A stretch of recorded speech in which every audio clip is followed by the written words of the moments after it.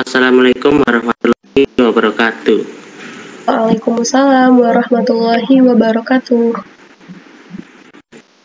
Alhamdulillahirrabbilalamin. Pada kesempatan ini kami masih diberikan kesempatan untuk dapat dipertemukan kembali pada mata kuliah Kimia Analisa Kualitatif dan Kuantitatif kelas 4A, Program Studi Pendidikan Kimia, Fakultas Keguruan Ilmu dan Pendidikan. Yang terhormat Bapak Tasfiri selaku dosen bertanggung jawab mata kuliah Kimia Analisa Kualitatif dan Kuantitatif, dan teman-teman yang saya sayangi, kami dari kelompok 2 ingin mempresentasikan hasil diskusi kami mengenai materi analisa kualitatif dan uji pendahuluan. Namun sebelum itu, saya akan memperkenalkan anggota kelompok kami terlebih dahulu. Yang pertama, saya sendiri, Ilham Ade Kusuma dengan ujung NPM 19. Yang kedua, Fitri Andaluri dengan ujung NPM 21. Yang ketiga, Melisa Putri dengan ujung NPM 29. Yang keempat, Dewi Nurul Askia dengan ujung NPM 33. Yang kelima, Haya Lutfia Amani dengan ujung NPM 53. Yang keenam, Sofia Nayun Saraswati dengan ujung NPM 67. Yang ketujuh, Fitri Aulia Zuhri dengan ujung NPM 77. Baiklah, untuk materi pertama yaitu dasar analisis kualitatif akan dibacakan oleh rekan saya Melisa. Dipersilahkan. Baiklah, materi yang pertama yaitu prinsip analisis kualitatif. Analisis kualitatif yaitu analisis yang berhubungan dengan identifikasi suatu zat atau campuran yang tidak diketahui. Ada dua aspek penting dalam analisis kualitatif, yaitu pemisahan dan identifikasi. Kedua aspek ini dilandasi kelarutan, keasaman, pembentukan senyawa kompleks, oksidasi reduksi, sifat penguapan, dan ekstraksi. Selanjutnya yaitu uji pendahuluan.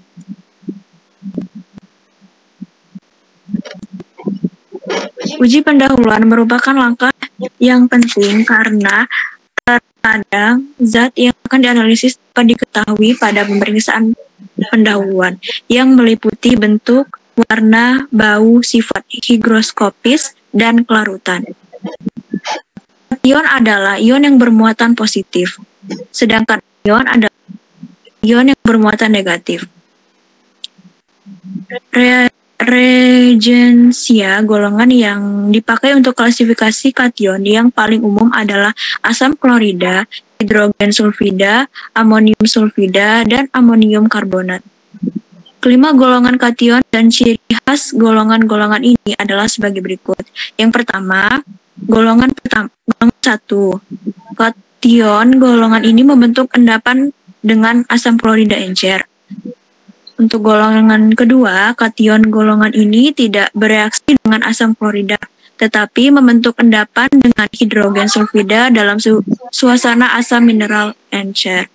Untuk golongan ketiga, kation golongan ini tak bereaksi dengan asam klorida encer ataupun dengan hidrogen sulfida dalam suasana asam mineral encer. Namun, kation ini membentuk endapan dengan amonium sulfida dalam suasana netral atau amoniak. Yang keempat, golongan 4A. Golongan 4. Kation golongan ini tak bereaksi dengan regensia golongan 1, 2, 3. Kation ini membentuk endapan dengan amonium karbonat dengan adanya amonium klorida dalam suasana netral ataupun sedikit asam. Dan untuk golongan kelima, kation-kation yang umum yang tidak bereaksi dengan regensia golongan sebaliknya merupakan golongan kation yang terakhir. Tujuan dari uji pendahuluan ini ada dua, yaitu tujuan umum dan tujuan khusus. Tujuan umumnya yang pertama yaitu untuk mengidentifikasi dan menganalisis mendeteksi keberadaan unsur kimia dalam suatu sampel atau cuplikan yang tidak diketahui. Yang kedua, mempelajari karakteristik kation dan anion dalam larutan tertentu. Ketiga, mengidentifikasi dan mendeteksi jenis anion dan kation pada sampel tertentu. Yang terakhir yaitu memberikan keterampilan kepada mahasiswa dalam melakukan teknik analisis kualitatif yang benar. Lalu tujuan khusus. Yang pertama yaitu percobaan secara organoleptis adalah untuk mengidentifikasi kation dan anion secara langsung dari sampel yang akan diambil. Yang kedua yaitu percobaan dengan tes nyala adalah untuk mengetahui warna-warna yang dihasilkan sampel pada nyala api Bunsen, baik secara langsung maupun melalui kaca kobalt. Dan yang ketiga itu pemeriksaan dengan H2SO4 pekat adalah untuk mengetahui adanya H2SO4 dalam suhu sampel berdasarkan perubahan warna, bau, dan bentuknya. Saya kembalikan ke Ilham. Baik, terima kasih Saudari Mariza. Untuk yang selanjutnya mungkin dilanjutkan oleh rekan saya, Saudari Haya. Silakan. Baik, terima kasih Ilham. Selanjutnya yaitu prinsip uji pendahuluan. Terdapat 3 prinsip. Yang pertama itu ada prinsip percobaan secara organoleptis. Prinsip berdasarkan pengamatan pada warna dan bentuk sampel akan menunjukkan kandungan kation atau anion dalam suatu zat. Yang kedua ada prinsip percobaan tes nyala. Percobaan tes nyala dengan penggunaan sumber panas dari pembakaran Bunsen. Prinsipnya adalah pengamatan warna nyala yang dihasilkan oleh sampel yang dipanaskan di atas nyala di atas api Bunsen, baik secara langsung atau melalui kaca kobalt. Warna api akan berubah apabila reaksi yang terjadi dalam analisis ini. Yang ketiga ada prinsip pemeriksaan H2SO4. Prinsipnya adalah pengamatan terhadap perubahan warna larutan, gas, bau, dan bentuk yang disimpan di atas sampel yang dipanaskan. Selanjutnya ada alat dan bahan uji pendahuluan. Yang pertama itu ada alat. Yang pertama ada tabung reaksi, gelas ukur, plat tetes, batang pengaduk, pembakaran Bunsen, kawat, kasa, penjepit tabung, dan rak tabung reaksi. Yang kedua ada bahan. Bahan yang digunakan pada percobaan ini ada 5 jenis zat, 4 jenis bentuk cairan, dan 1 jenis berbentuk serbuk. Lalu ada metode uji pendahuluan yang dilakukan terhadap sampel yang dianalisis dapat memberikan petunjuk yang sangat penting dan akan memudahkan analisis lebih lanjut. Ada beberapa metode yang digunakan pada uji pendahuluan. Yang pertama ada uji pendahuluan secara organoleptis, yaitu ada bentuk. Perhatikan bentuk dari sampel apakah berupa padatan atau larutan. Bila sampel berupa padatan atau kristal, perhatikan bentuknya secara makroskopis. Yang kedua ada warna. Perhatikan warna padatan atau larutan. Misalkan berupa padatan, ketika ia berwarna merah, maka dia PB3O4 atau HGO. Yang selanjutnya ada warna merah jingga K2CrO2O7. Lalu ada merah keunguan itu CDS atau PBI2. Berwarna hijau ada CR2O3. Berwarna biru garam-garam kobalt anhidrat. Warna coklat PbO2. Hitam PBS atau CUS.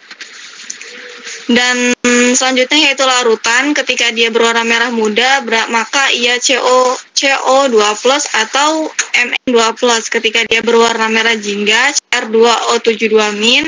Warna kuning ada Fe3+, warna hijau ada CR3+, warna biru ada Cu2+, warna ungu ada MnO4-. Lalu ada sifat. Perhatikan apakah sampel itu bersifat higroskopis atau tidak. Zat-zat yang bersifat higroskopis antara lain CaCl2, MgCl2, atau NaOH. Periksa reaksinya terhadap lakmus merah atau lakmus biru, apakah bersifat netral atau basah. Selanjutnya ada bau, cium baunya. Hati-hati ketika baunya ketika baunya itu sangat menusuk. Zat-zat yang berbau khas misalnya H2S, CH3COH, NH4OH, dan Cl2. Selanjutnya ada rasa. Sebaiknya cara ini tidak dilakukan karena pada umumnya zat-zat kimia berbahaya. Mungkin itu saja Ilham, saya kembalikan kepada moderator. Baik, untuk yang selanjutnya akan dilanjutkan oleh Dewi Nurul. Silakan. Baik, terima kasih Ilham. Selanjutnya yaitu uji pendahuluan untuk kation, yaitu uji nyala. Uji nyala adalah pemeriksaan sampel dengan membakarnya pada nyala oksidasi atau reduksi pembakar Bunsen. Tiap-tiap uap senyawa logam akan memberikan warna nyala yang khas. Warna nyala beberapa unsur logam dapat dilihat pada tabel berikut. Untuk unsur natrium, warna nyala tanpa kaca kobalt berwarna kuning, sedangkan warna nyala dengan kaca kobalt tidak berwarna. Kemudian untuk unsur kalium, tanpa kaca kobalt dia berwarna ungu, sedangkan dengan kaca kobalt itu berwarna merah padam. Untuk unsur kalsium, warna nyala tanpa kaca kobalt berwarna merah bata, sedangkan warna nyala dengan kaca kobalt berwarna hijau muda. Kemudian untuk unsur strontium, itu warna nyala tanpa kaca kobalt dia berwarna merah padam, sedangkan warna nyala dengan kaca kobalt berwarna ungu. Berikutnya yaitu unsur barium, warna nyala tanpa kaca kobalt berwarna hijau kekuningan, sedangkan warna nyala dengan kaca kobalt dia berwarna hijau kebiruan. Untuk unsur litium, tanpa kaca kobalt berwarna merah karmin, sedangkan dengan kaca kobalt dia tidak berwarna. Untuk unsur tembaga, warna nyala tanpa kaca kobalt dia berwarna hijau kebiruan, sedangkan dengan kaca kobalt tidak berwarna. Kemudian untuk unsur AS, SB, BI, dan PB, tanpa kaca kobalt berwarna biru keabuan, sedangkan dengan kaca kobalt tidak berwarna. Perlu diperhatikan bahwa warna nyala natrium menutupi nyala logam-logam lain, sehingga bila dalam sampel terdapat natrium, maka warna nyala logam lainnya dapat diamati dengan memandang nyala melalui lapisan kaca kobalt yang akan menyerap warna natrium dan warna-warna lainnya. Kemudian yang berikutnya itu uji pendahuluan untuk anion. Dapat dilihat pada tabel pengujian anion dengan H2SO4 encer. Untuk zat CO3-2- dan HCO3 dengan warna gas tidak berwarna, tidak memiliki bau gas. Kemudian gas yang terjadi gas CO2, dan reaksi untuk gas yang terjadi itu mengeluarkan air barit atau BaOH2. Untuk zat SO3-2-, untuk warna gas tidak berwarna, bau gas menusuk, kemudian gas yang terjadi SO2, dan reaksi untuk gas yang terjadi menghijaukan kertas saring yang dibasahi K2Cr2O7+ asam. Berikutnya zat S2O32-, untuk warna gasnya tidak berwarna, bau gas menusuk, kemudian gas yang terjadi SO2+ sulfur, dan reaksi untuk gas yang terjadi menghijaukan kertas saring yang dibasahi K2Cr2O7+ asam, dan terdapat endapan sulfur.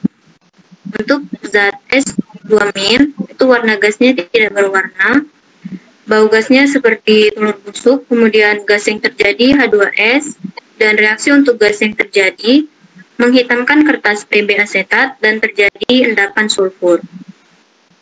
Untuk zat C3COOH, untuk warna gasnya tidak berwarna, kemudian tidak terdapat bau gas. Untuk gas yang terjadi itu gas oksigen, dan reaksi untuk gas yang terjadi itu menyalakan bara api.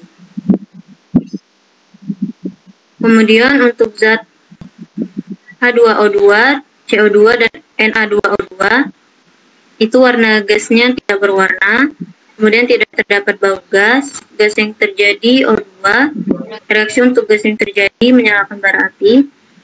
Kemudian zat NO2, untuk warna gasnya coklat kemerah-merahan, bau gas menusuk, kemudian gas yang terjadi NO2.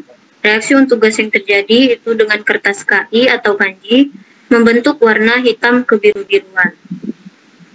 Kemudian untuk zat NaOCl dan CaOCl2, itu warna gasnya hijau ke kuning-kuningan, kemudian bau gas menusuk, gas yang terjadi Cl2, dan reaksi untuk gas yang terjadi itu kertas lakmus biru berubah menjadi merah, kemudian luntur, dengan kertas KI membentuk warna biru. Dan untuk zat SO2 dari tiosianat itu warna gasnya tidak berwarna, kemudian bau gasnya menusuk. Untuk gas yang terjadi itu SO2, dan reaksi untuk gas yang terjadi itu dididihkan, kemudian membentuk larutan berwarna kuning atau menghilangkan warna fuksin. Saya kembalikan ke Ilham. Baik, untuk yang selanjutnya akan dilanjutkan oleh saudari Sofi. Dipersilakan. Baik, terima kasih kepada saudara Ilham yang telah mempersilahkan saya untuk memaparkan materi selanjutnya, yaitu mengenai uji pendahuluan terhadap cuplikan padat non-logam. Jadi untuk cuplikan padat yang non-logam, uji pendahuluannya itu ada 3, yaitu dilihat rupanya, kemudian pemanasan dalam tabung uji, dan uji nyala. Yang pertama yang akan kita bahas adalah rupa. Rupa dari zat itu harus diperhatikan. Jika perlu, hendaknya dipakai lensa atau mikroskop. Kemudian, amatilah apakah zat itu berbentuk kristal ataukah amorf, apakah bersifat magnetis, dan apakah memiliki bau atau warna yang khas. Kemudian, perhatikan bentuk dari sampel, apakah berupa padatan atau larutan. Nah, bila sampel itu berupa padatan atau kristal, maka perhatikan bentuknya secara mikroskopis. Next. Untuk yang kedua, itu adalah pemanasan dalam tabung uji. Nah, pemanasan dalam tabung uji ini ada langkah-langkahnya, yaitu yang pertama, taruh sedikitnya 4-5 mg zat dalam tabung uji yang kering sehingga tak ada serbuk yang masih melekat pada dinding tabung. Nah, yang kedua, memanaskan dengan hati-hati. Tabung itu harus dipegang dalam kedudukan yang hampir horizontal. Kemudian yang ketiga, menaikkan suhu dengan berangsur-angsur. Kemudian yang keempat, memerhatikan setiap perubahan yang terjadi dengan seksama. Nah, apa saja perubahan yang mungkin terjadi? Perubahan yang mungkin itu ada antara lain, yang pertama sublimasi, kemudian ada pelelehan atau penguraian disertai perubahan warna. Ada juga pembebasan gas, kemudian terjadi perubahan warna tetapi tidak terjadi penguraian. Ada juga yang terjadi penguraian akan tetapi warnanya tetap. Nah, di sini ada tabel uji pemanasan mengenai perubahan warna.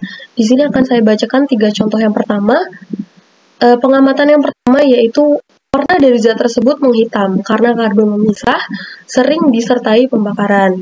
Nah, ternyata kesimpulannya zat tersebut adalah zat-zat organik, contohnya tartrat dan sitrat. Kemudian pengamatan yang kedua, ternyata warnanya menghitam, tetapi tak disertai pembakaran atau bau. Nah, ternyata kesimpulannya zat tersebut garam-garam Cu, Mn, dan Ni pada suhu yang tinggi sekali. Kemudian pengamatan yang ketiga, itu ternyata berwarna kuning ketika panas zatnya, tetapi putih ketika suhunya dingin. Nah, ternyata zat tersebut adalah ZnO dan banyak garam-garam Zn. Mungkin contoh yang lainnya bisa teman-teman lihat sendiri pada slide PPT yang tertera. Next.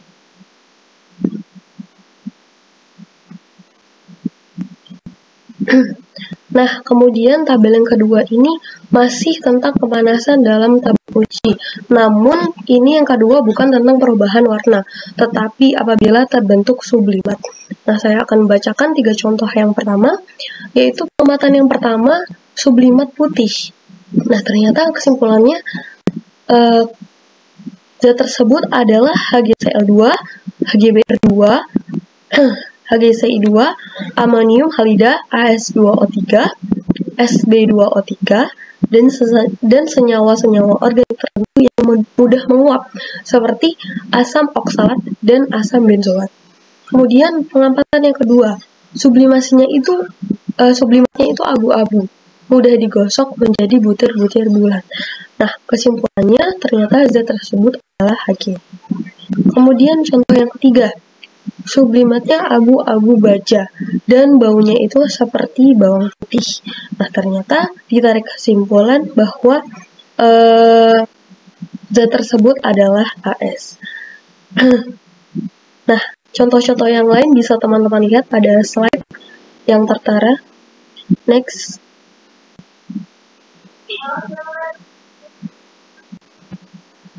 Nah, kalau tadi sudah dibahas pemanasan dalam tabung uji mengenai perubahan warna dan terbentuknya sublimat, kalau tabel yang ketiga ini mengenai pemanasan dalam tabung uji tetapi apabila keluar gas atau uap.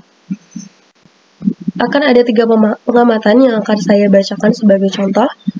Pengamatan yang pertama itu, apabila zat tersebut keluar air jika diuji dengan kertas lakmus, maka kesimpulannya zat tersebut adalah senyawa-senyawa dengan air kristal atau sering disertai, yang mana air kristal tersebut sering disertai dengan perubahan warna.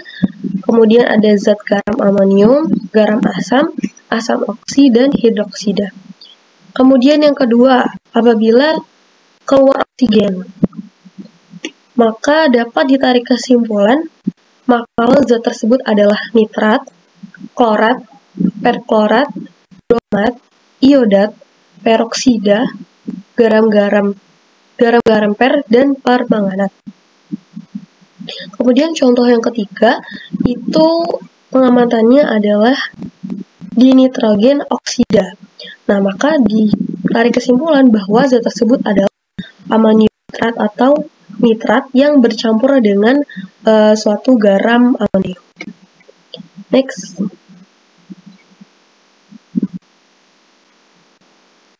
Nah, cara uji pendahuluan pada cuplikan non-logam yang ketiga yaitu uji nyala.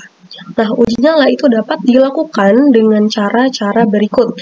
Itu yang pertama, kita bisa menaruh setidaknya 3-4 mg dari zat di atas kaca arloji.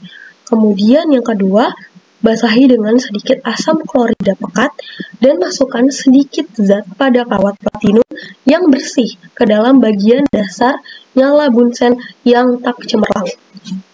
Ada juga cara lain, yaitu celupkan kawat ke dalam asam klorida pekat yang ditaruh di atas kaca arloji, lalu benamkan ke dalam zat. Cukup banyak zat akan melekat pada kawat platinum untuk melakukan uji. Nah, di sini ada tabel uji nyala. Akan ada 3 pengamatan yang saya bacakan sebagai contoh, yaitu yang pertama, ini tanpa kaca kobalt ya. Tabel yang pertama ini uji nyala tanpa kaca kobalt. Yang pertama, apabila di pengamatan itu nyalanya merah karmin atau merah gicu, maka dapat ditarik kesimpulan bahwa itu adalah litium. Kemudian yang ketiga, apabila setelah diamati nyala merah bata atau merah kuningan, maka dapat ditarik kesimpulan bahwa itu adalah kalsium. Nah, kemudian yang ketiga, apabila saat diamati itu warnanya nyala merah tua agak keunguan, maka dapat ditarik kesimpulan bahwa itu adalah strontium. Next.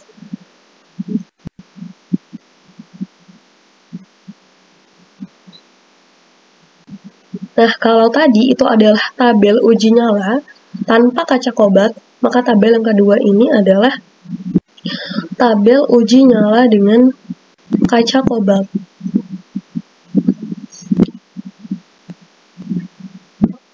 Yang pertama, pewarnaan nyala tanpa melalui kaca kobalt itu timbel, arsenik, stibium, bismut, dan tembaga. Nah, pewarnaan nyala melalui kobalt itu tak ada warna, maka dapat ditarik kesimpulan bahwa itu adalah natrium. Kemudian yang kedua, pewarnaan nyala tanpa kaca kobalt itu ada warna lembayung. Sedangkan pewarnaan nyala melalui kobaltnya itu berwarna merah tua agak keunguan, maka dapat ditarik kesimpulan bahwa itu adalah kalium. Nah, contoh yang ketiga, itu pewarnaan nyala tanpa kaca kobalt itu ada merah bata. Sedangkan ketika melalui kaca kobat itu berwarna hijau muda, maka ditarik kesimpulan bahwa itu adalah kalsium. Mungkin cukup dari saya pemaparan mengenai uji pendahuluan terhadap cuplikan non-logam. Saya kembalikan kepada moderator. Baik, terima kasih Saudari Sofia. Yang selanjutnya akan dilanjutkan oleh saya sendiri, yaitu uji pendahuluan terhadap cuplikan padat logam. Analisis suatu logam atau aliase menjadi sederhana karena tidak ada anian yang perlu diselidiki.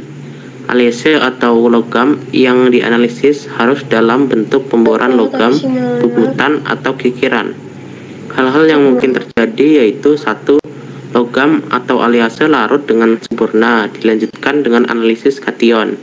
Yang kedua, logam atau aliase tidak larut dengan sempurna. Bagian larutan dilanjutkan dengan analisis kation, sedangkan bagian residu diamati. A.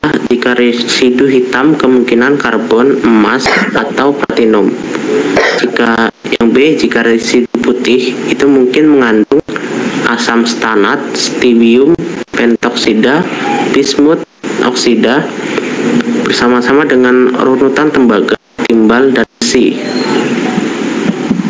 Di sini ada tabel 1 analisis terbaik.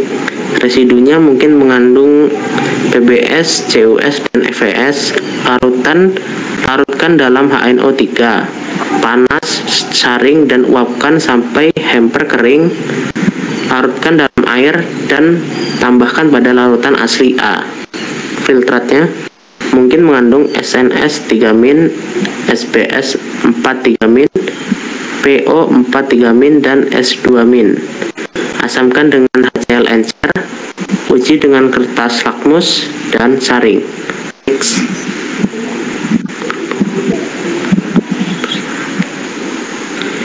C. Logam atau aliase tak diserang.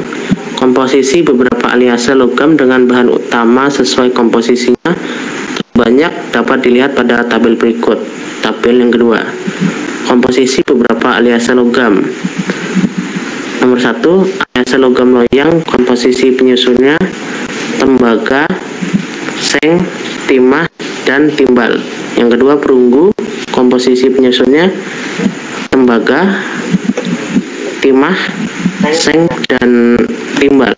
Yang ketiga, perunggu fosfor, komposisi penyusunnya tembaga, timah, timbal, dan fosfor. Yang keempat, solder, alias logamnya, komposisi penyusunnya timah, timbal, dan bismut. Yang kelima ada pewter atau timbal, penyusunnya yaitu timah, antimon, timbal, dan tembaga. Yang keenam ada logam-logam cetakan yaitu timbal,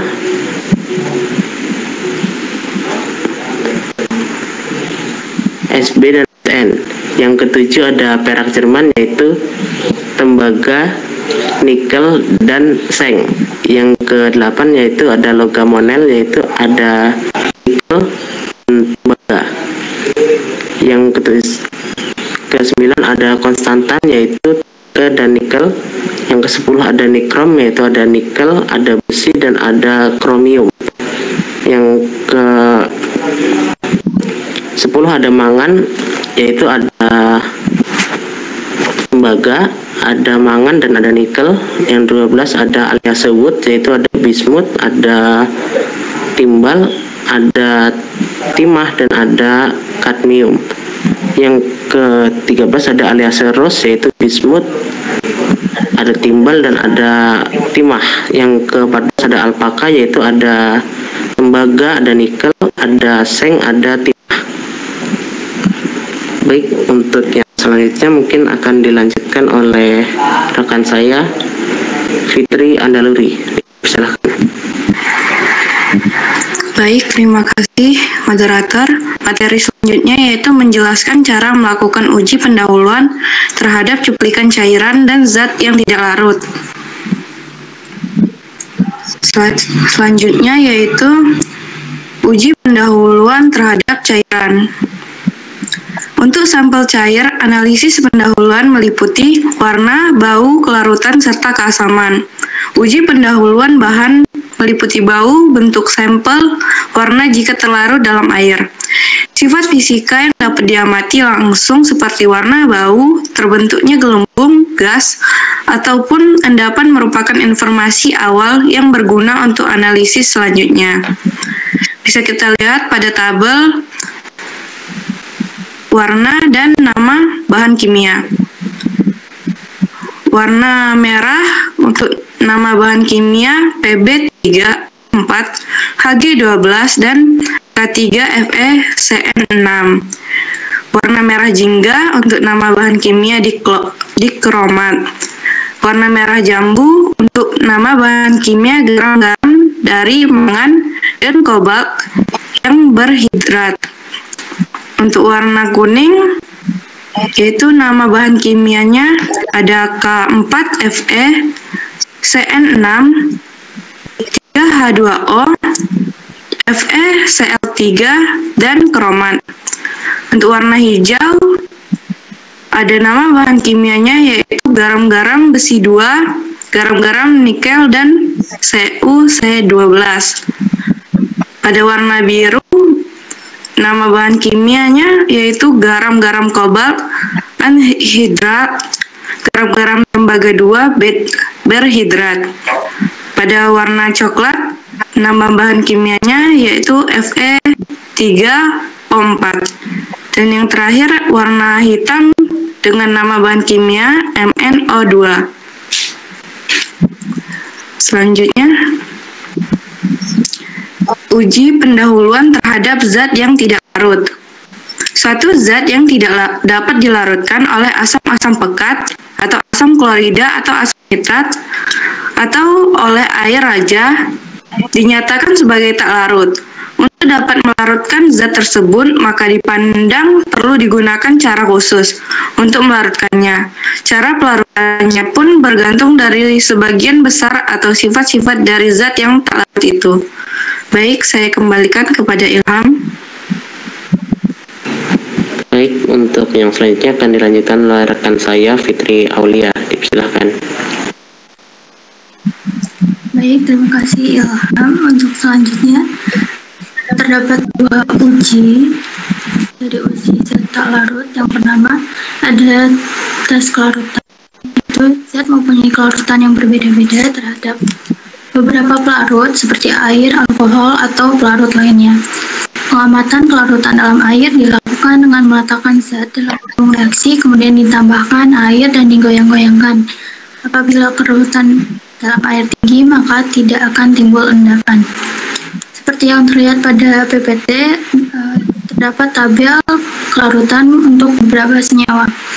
Seperti contohnya yang sukar larut dalam air, ada BaSO4, BaCO3, CaCO3, dan senyawa organik yang mempunyai polaritas rendah. Lalu terdapat kelarutan tinggi dalam air, seperti senyawa organik yang mempunyai polaritas tinggi, yaitu alkohol, glukosa, asam asetat, dan asam nitrat. Kemudian yang tidak larut dalam air seperti senyawa organik non-polar, misalnya karbon dan nitrat klorida. Slide selanjutnya.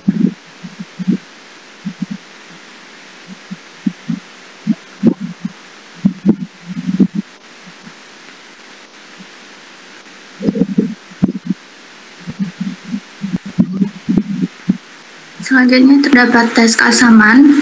Larutan yang bersifat asam akan mengubah warna kertas lakmus biru menjadi merah, dan larutan yang bersifat basa akan mengubah warna kertas lakmus merah menjadi biru.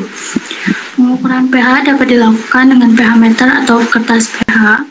Perubahan warna suatu indikator asam basa disebabkan oleh sifat keasaman atau kebasahan lingkungannya. Hal ini disebabkan karena indikator asam basa merupakan asam organik lemah dan basa organik lemah. Kemudian molekul indikator tersebut mempunyai warna yang berbeda dengan ion-ionnya. Letak traik pH pada pH tinggi atau rendah atau di tengah tergantung dari besar kecilnya Ka dan Kb indikator yang bersangkutan. Terjadinya triaik merupakan akibat kesetimbangan dan kemampuan mata untuk membedakan campuran warna. Kemudian seperti yang terlihat pada PPT, terdapat tabel untuk nama indikator beserta perubahannya saat terkena larutan asam, basa, dan triaik pH-nya. Di sini nama contohnya seperti biru timol yang saat terkena asam warnanya menjadi merah, terkena basa kuning dengan triaik pH 1,3 sampai 3,0. Kemudian metil merah saat terkena asam menjadi merah, saat terkena basa menjadi kuning dengan triaik pH-nya 4,2 sampai 6,2.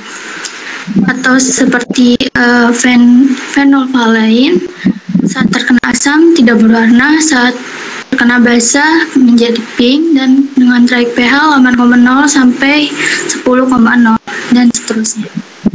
Demikian saya kembalikan kepada moderator.